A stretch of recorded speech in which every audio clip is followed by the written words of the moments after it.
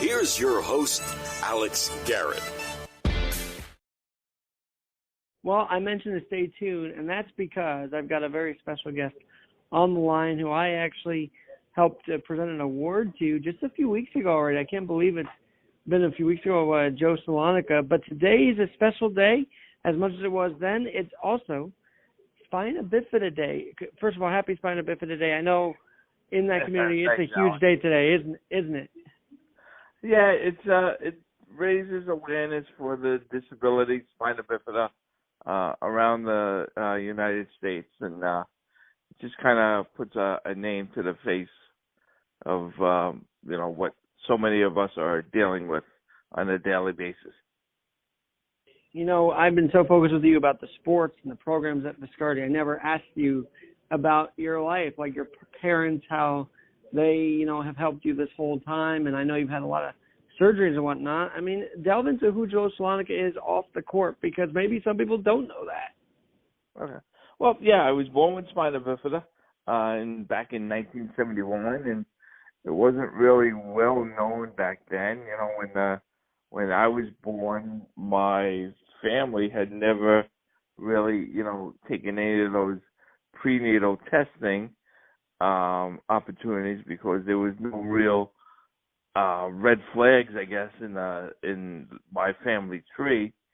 So when I was born with Spina Bifida, the OBGYN who had given birth didn't even recognize it. He didn't know what Spina Bifida was.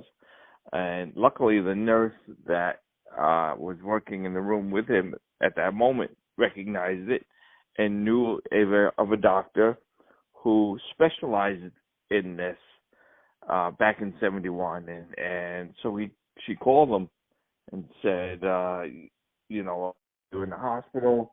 If you're not, you have to get here. You have to help save this kid. And he happened to be in the hospital, and he came in and introduced himself, and he closed my back and he put a shunt in my head, and here I am 51 years later. I was going to say, so that shunt in your head's been there since birth. I was not sure of that, because I know you've had many replacements along the while here, haven't you? Yes. The shunt is actually from hydrocephalus, which is apart from Spina Bifida.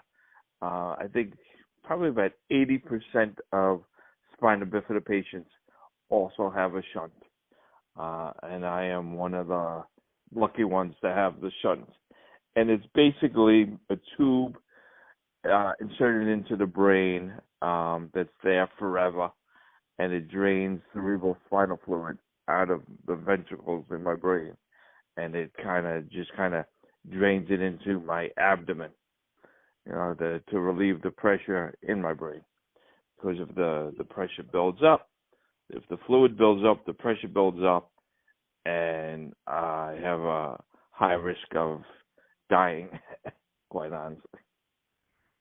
Well, and I know that, as kids when we were growing up, we didn't really see that side of Joe. We saw the more athletic and more active. But in your 30 years at Viscardi alone, have you had challenges? Or, you overcome them very easily, but have you had challenges that maybe we weren't aware of that you were going through during those 30 years? Absolutely. I'm on a pretty good run right now. The last time I had a shunt revision was in 2005. So yeah, I'm on a pretty good run. But yeah, it does happen every now and again, and it's something that needs to be taken care of, immediately. And I have a great medical team. I call them up, meet them in the emergency room.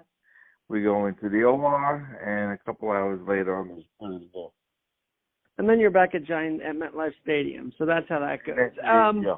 Now you've honestly used your platform as the head honcho of the athletics and the ambassador program at Viscardi to now branch into the Spina Bifida Association. Tell us about that venture, because you're on the board of the New York State Association, are you not? Yes, I am a board member of the New York State Spina Bifida Association, and we are based up in Albany, even though I do live on Long Island, and we affect the 10,000 people affected with spina bifida here in New York State, with programs and services to help them get along. Whether it's medical services, advice, trying to find a job, trying to get into schooling, food, shelter, clothing, learning how to drive, anything that is going to help somebody, thrive, we're into doing for people with with spina bifida. Now, for new parents that might be dealing with this, what's your advice to them? I mean, can they come to the association? How open is it to new parents and those that maybe just are nervous about approaching the situation at hand? Yeah, I mean, if there are new families out there that are faced with this dilemma, the Spina Bifida Association of New York State is open and available for any kind of advice and service and program that they might need, to help them along the way. And what about adults who, I don't know, does this come on at all in the latter stages of life, or is this sort of an infancy type of situation, effect? Spina bifida is definitely congenital. You're born with it. It happens right away. I think the research says that it occurs within the first 28 days of pregnancy. I'm going to ask you this. How many kids at Viscardi have it that we know of? I mean, and how many have graduated with it? Oh, I mean, Alex, I've been there 30 years, so a lot. Currently, we probably have like 5 or 6 kids at school with it. But over the years, over 30 years, yeah, quite a lot. I couldn't even attempt to put a number on that. And do the kids know? I mean, I'm curious. Is there sort of like this, not fraternity, but do they know that you have it? I know they're very young, but do they know? Yes. I'm very open about my disability, especially at the Henry Viscardi School. If I know my experience can help a young child or even a young family, I will talk about it, as much as I need to. And now, I know the shunt's separate, but I will say, I guess it's also connected, but I got to say, the coolest thing that you've done with the shunt and everything is you've skydived. I mean, tell people about that a little bit. I love that. And scuba dive. I'm in, skydiving. I'm in, 13,500 feet, above ground. And it was just something that wasn't even a bucket list kind of thing. It was just kind of presented to me. And I said, why not? Why not? But I had to ask my neurosurgeon if it was okay, because I don't want to be doing something that is ultimately going to, hurt me and cause me harm. So I asked him, and he said, yeah, it was actually okay. And I did it, and I loved it. It was one of those things that you don't think you're going to do. It did turn into a quick bucket list thing that, I quickly checked off. That is so awesome. And the same thing with scuba diving. You're in, 20, 30 feet of water, underneath, sea level. I did ask my neurosurgeon, and for scuba diving, he did tell me that I shouldn't go below 100 feet because that would cause a definite problem. But as I learned how to scuba dive and as, I gained experience, I realized that, when you're in 20 or 30 feet of water, that's where all the cool, pretty stuff is. The deeper you go, the colder the water, the darker the water, and the uglier the fish. So in 20 feet of water, the sun is still there, the water is warm, it's bright, and the fish are pretty. So, having a shunt didn't even really matter because I'm in 20, 30 feet of water, and that's where all the good stuff is anyway. And that's very cool. So what was the deepest you've gone? Now I got to ask you. I mean, did you go 40, 50? I mean, what was the deepest? The deepest I've gone, and it was totally by accident, was 92 feet. It was 92 feet. I was with some of my dive buddies, and we were going through some caves underwater in the Bahamas. And yeah, I got to about 92 feet, and I quickly turned around and went back up. I never did that again. A dumb question. I don't want to tempt fate too much, but I do stay in about 30 feet of water. Now, you don't bring a tape measure down there with you, right? So how do you measure it? No, well, I have gauges. I have electronic gauges that I wear, almost like a watch, that tells how deep you're going.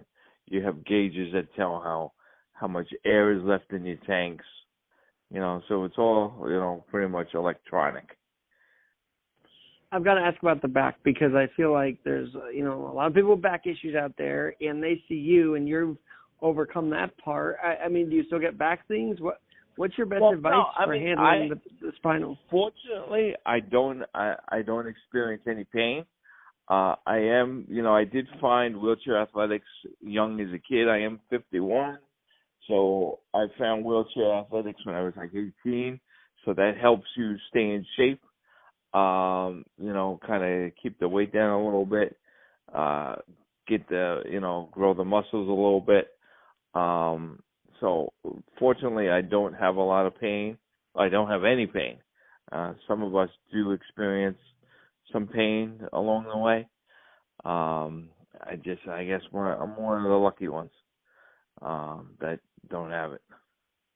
I'm going to throw you a curveball. I know you like baseball, but I'm going to throw you a curveball because I've never asked you this. But dating in the Spina Bifida community, do you find people are nervous to date? I mean, what's that life like? I've never asked you about that, but I'm curious. I've had some good experiences. I've had some bad. I mean, it is what it is. You put yourself out there. You got to put yourself out there. You got to be open and honest about your disability. It's something that you can't change. It's something that's not going to get better. So if you're pursuing a relationship, honesty is the best policy, and let that person decide, what they can handle. Some can handle a lot. Some can handle a little. And it's better to be open and not waste anybody's time, right? Open and honest. If you can't handle it, okay, then you go your way, I'll go my way. I love how you make that sound so simple, Joe. That's very interesting and just oh man. All right. I know that I believe the Islanders and Viscardi and the association are partnering up for an event. Is that happening in December that I saw on Instagram? Yes. Yes. The Islanders invited the Viscardi Center as a charity of the game on December 2nd. They're playing the Nashville Predators. You can go to viscardicenter.org for ticket information.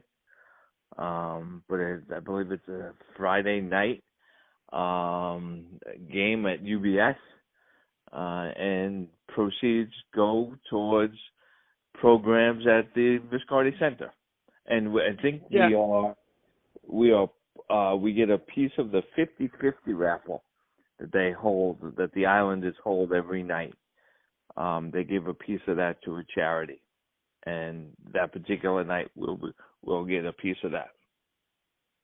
I love that I can talk to you about both, because sometimes when people are like, well, I'm going to wear this hat and not talk about the other hat, but I love that I can just talk to you about both, because you're so involved with both, and I wonder sometimes, I don't think you mix the two. However, are they connected in some way, and have you sort of made that connection and that bridge?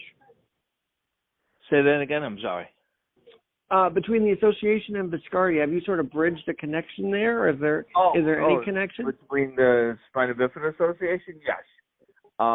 I've been, with the association based up in Albany, and me living in Long Island and having access to the Henry Viscardi School, we were able to kind of connect the association with the Viscardi students that have spina bifida and hydrocephalus and their parents to further educate them and give them services and things that they might need along the way that they didn't otherwise know was available because the association is up in Albany.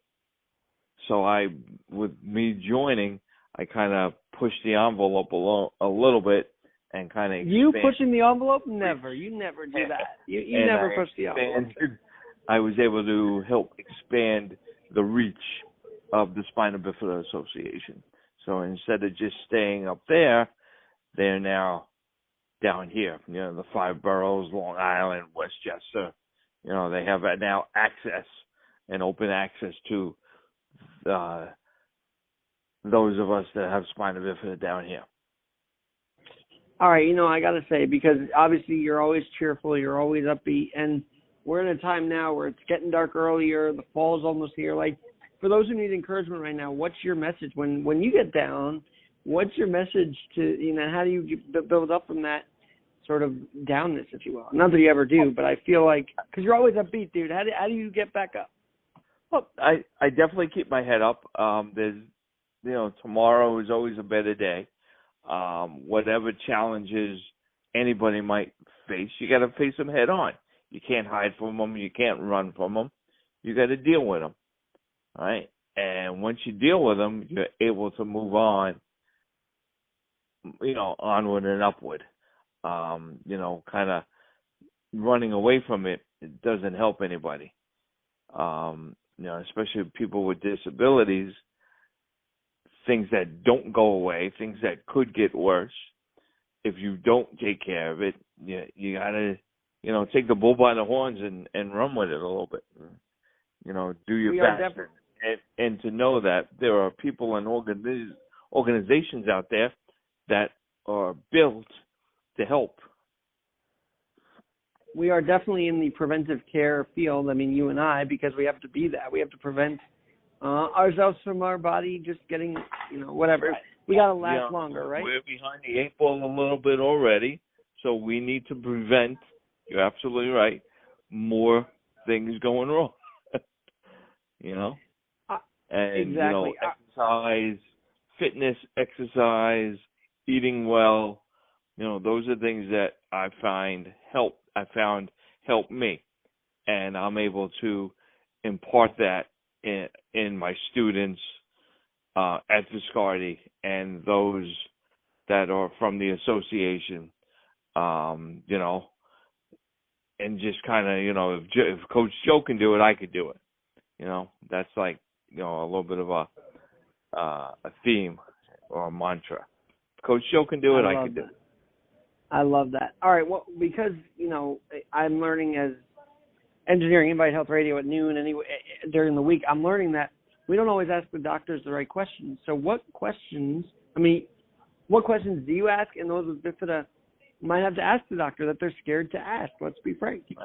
Well, spina bifida is a congenital pediatric problem. So as we get older, those of us with spina bifida and hydrocephalus, we learn pretty quickly that the medical field is not very well equipped for people like us, all right, because it is a pediatric problem. So a lot of us stick with pediatric doctors all through our life. I mean, my neurosurgeon is a pediatric neurosurgeon. I'm 51 years old. I'm still going to a pediatric neurosurgeon because he knows what a shunt is. I've had situations where I wasn't feeling well or something happened, and I had to get my shunt checked by a quote-unquote adult doctor or adult neurosurgeon, and they quite simply didn't know what a shunt was. In the adult ward, in the adult wing you're talking about. Right. Wow. Right. So you need to be, the patient needs to be your best advocate. You need to be educated yourself, even more than the doctors, going into certain situations. because you have to almost expect that a doctor is not going to know what spina bifida is not going to know what a shunt is. So you have to go into a situation, especially if you're not feeling well at that moment, and teaching people that, this is the way, right? And it might take some time for you to, unfortunately, get that right person. I've been in situations where I've been turned away by doctors because I was too difficult. They didn't know any better. So you just have to be diligent and educated yourself.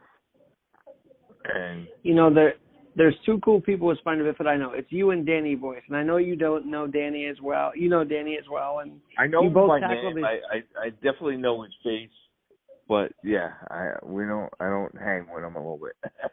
Well, you definitely both tackle life head on, that's for sure. Now, I also want to mention this. Did you know this is National Disability Employment Awareness Month? Because yes, I've it is. been, Absolutely. I feel like we have to talk about this because, look, we're about to end October, and I always like to say, hey, we have an awareness month now, but that doesn't mean the conversation stops after October. I mean, I think companies are doing a good job, but what are you seeing out there? I mean, are companies hiring as good as they should be, or could there be improvement? Yeah, I think things are better. Things are more acceptable, more accepted. Companies are hiring. Schools are accepting students at a higher rate. Jobs are available. So yeah, it's definitely, places are more accessible. So yeah, it's definitely better than it was 30, 40 years ago. Yeah. Do we still need, some work? Absolutely. Just because there's a little bit of an improvement doesn't mean we're done. You could always improve. Nothing's ever perfect.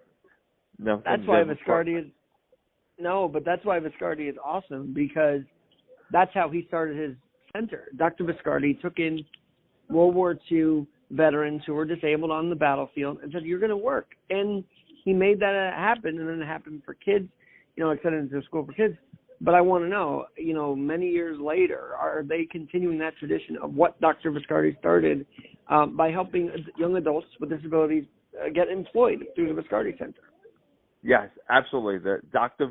Viscardi's vision is alive and well at the Viscardi Center, at the Viscardi School.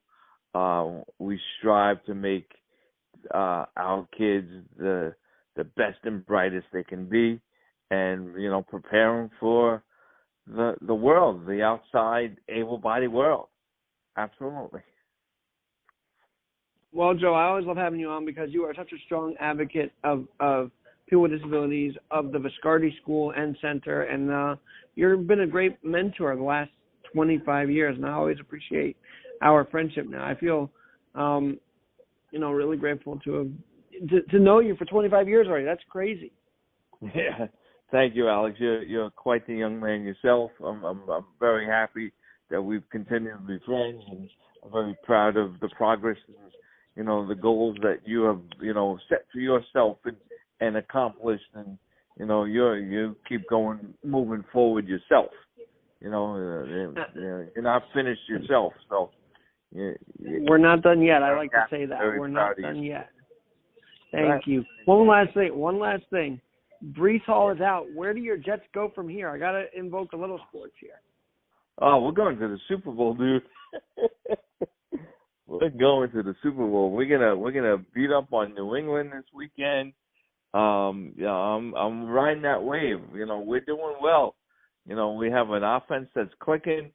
I know we lost our prize rookie running back last week, but we just picked somebody else up, to plug in that hole. Our defense is on fire. I definitely think that Coach Saleh is in the groove right now, and no gas, no brake. Well, I'll tell you, the game we were at last year, Zach Wilson did look kind of sharp, so it looks like he's even growing from those kind of games he had last year. The few and far he had between, by the way, but he's growing from that. Yeah, he needs just to do enough to not screw things up and not lose the game. Keep the ball, keep possessions, don't give it up, don't turn the ball over. He's got to stop running around a little bit, I think. I think his line has to protect him a little bit more. But I also think he's got to throw the ball a little quicker than he's used to. Yeah, I mean, that is true. All right, one last thing, because I took you off the court. I want to put you back on the court. Adaptive, wheelchair basketball for alums is alive and well, but people can still join, right? There's always room for more alumni? Absolutely. The Viscardi alumni team is going strong Thursday night, 6 o'clock at Viscardi. We have up to about 15, 16 players come every week, but it's open, for anybody and everybody. You want to play, or even if you want to just come and hang out and see some old friends, come on down. It's a great opportunity. Viscardi basketball will be hosting a tournament December 10th at the Henry Viscardi School. So I hope to see a lot of people there. I love that you're promoting that. That's awesome. All right, Joe. Well, thanks for celebrating National Spina Bifida Day on this podcast. And please come back. I love having our chat. Oh, Alex, thanks for this opportunity. You're awesome, dude. I'm Alex. Thank you so much. And you're kick-ass, as you know. I'm Alex Garrett, where we're always adapting.